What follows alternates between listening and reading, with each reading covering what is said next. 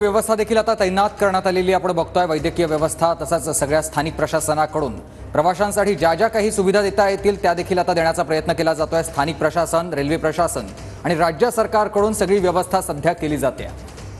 पुष्पक एक्सप्रेसमधून 35 ते 40 प्रवाशांनी खाली उड्या मारलेल्या होत्या आणि समोरून येणाऱ्या बंगळुरू एक्सप्रेसनं यातल्या काही प्रवाशांना उडवलेलं आहे आणि त्याच्यात बरेच प्रवासी जखमी आहेत। काही प्रवाशांचा यात मृत्यू देखील झाल्याची शक्यता वर्तवली जाते आणि सध्या सगळ्या रुग्णालयात पाचोऱ्यातलं तसंच जळगावमधील आणि स्थानिक रुग्णालयात देखील सगळी व्यवस्था तैनात ठेवण्यात आलेली आहे। येणाऱ्या प्रत्येक प्रवाशाला, जखमी प्रवाशाला रुग्णालयात दाखल करून घेतलं जातं, उपचार सुरू करण्यात आलेले आहेत आणि म्हणूनच वैद्यकीय व्यवस्था तैनात करण्यात आलेली आपण बघतोय। बंगळुरू एक्सप्रेस घटनास्थळावरच असल्याची सध्या माहिती उपलब्ध आहे रेल्वेतील प्रवाशांची, त्यामुळेच रुळावर एकूणच गर्दी झालेली आहे। जळगावमध्ये परधाडी या रेल्वे स्थानकाजवळ ही दुर्दैवी अशी घटना घडली। अनिमेशनच्या माध्यमातून देखील आपण पाहतो की कशा प्रकारे घटना घडलेली आहे आणि ही घटना घडल्यानंतर प्रवासी या गाडीमधून उतरले होते त्यावेळेची ही दृश्य। आता दोन्ही गाड्या रवाना करण्यात आलेल्या आहेत, मात्र या संदर्भातली अधिकृत माहिती मध्य रेल्वेचे पीआरओ त्यांनी दिली आहे, ती आपण पाहूया। पाचोरा स्थानकाच्या जवळ माहेजी आणि परधाडे या दोन स्थानकादरम्यान या एक्सप्रेसमध्ये एसीपी झाली, अलार्म चेन पुलिंग झाली। त्या अलार्म चेन पुलिंग नंतर यातले काही प्रवासी हे बाजूला त्या ट्रेनमधनं उतरले होते।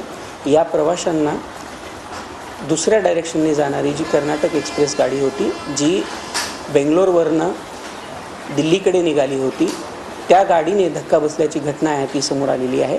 यामध्ये 7 ते 8 जे प्रवासी आहेत त्यांना इंजुरी झालेली आहे अशी प्राथमिक माहिती आपल्यापर्यंत आलेली आहे। आता गिरीश महाजन घटनास्थळी दाखल झाले, त्यावेळीची दृश्य आपण या ठिकाणी पाहतोय की ज्या ठिकाणी घटना घडली त्या ठिकाणी आता गिरीश महाजन दाखल झाले आहेत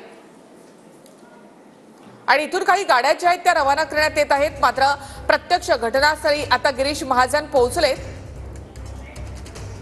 ही काही दृश्य आपण या ठिकाणी पाहतो की गिरीश महाजन आता घटनास्थळी पोहोचलेले आहेत आणि या सगळ्याची माहिती घेत आहेत पोलीस अधीक्षक आणि गिरीश महाजन आता घटनास्थळी दाखल झाले आहेत। या रेल्वे ट्रॅकवर ही घटना घडलेली आहे त्याची माहिती गिरीश महाजन या ठिकाणी घेत आहेत। ते सतत कोणाच्या तरी संपर्कात आहेत, नेमकं काय घडलेलं आहे, किती प्रवासी जखमी आहेत, या सगळ्याची माहिती सध्या गिरीश महाजन हे दाखल होऊन घेतात। घटनास्थळी सध्या गिरीश महाजन हे दाखल झालेले आहेत। आतापर्यंत 7 ते 8 प्रवाशांचा मृत्यू झाल्याची माहिती जिल्हाधिकाऱ्यांमार्फत मिळालेली आहे।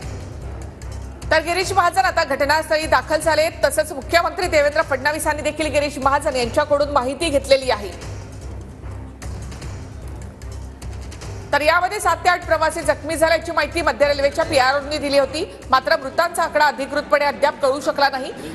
या ठिकाणी आता गिरीश महाजन दाखल झालेत, पोलीस अधीक्षक देखील त्यांच्यासोबत या ठिकाणी दाखल झालेत। ज्या ट्रॅकवर ही घटना घडलेली आहे त्या ठिकाणी घटनास्थळी आता गिरीश महाजन पोहोचलेत, त्यांच्याकडून देखील आपण अधिक माहिती घेण्याचा प्रयत्न करणार आहोत।